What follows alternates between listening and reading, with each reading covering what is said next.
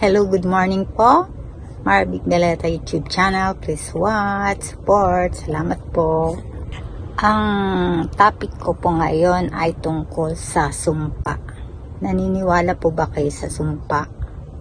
At meron taong nagsasalita na sinusumpa siya dahil nagalit siya, dahil hindi pinahiram ng pera.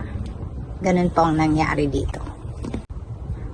At may nagsabi po sa akin, nakarating po sa akin na sinabi niya yun.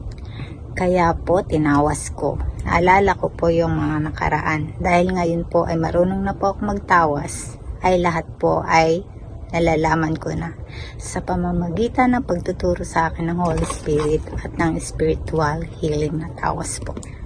Ito po ang aking tawas. At ginuhitan ko po dyan ng bilog yung nakita kong kasagutan po. Ito na po ang kanyang itsura. Meron pa po. Ito po. Kitang-kita nyo po dyan kung sino yan. Sino kaya yan? Sa tingin nyo po. Lalo na po dito. Pagpaganyan, kita nyo po ba? Ganyan po. Ayan po ganyan. Hawig na hawig po nung sinabi sa akin na pangalan. At kung tatanungin ko po yung nagsabi na yon ay hindi ko alam kung tatanggiban niya. Kaya wag po tayong magsasalita ng sinusumpa ko siya. Dahil lang po sa hindi tayo pinahiram ng pera magagalit na tayo sa tao. Kasi ang tao pag may pera magbibigay naman yan.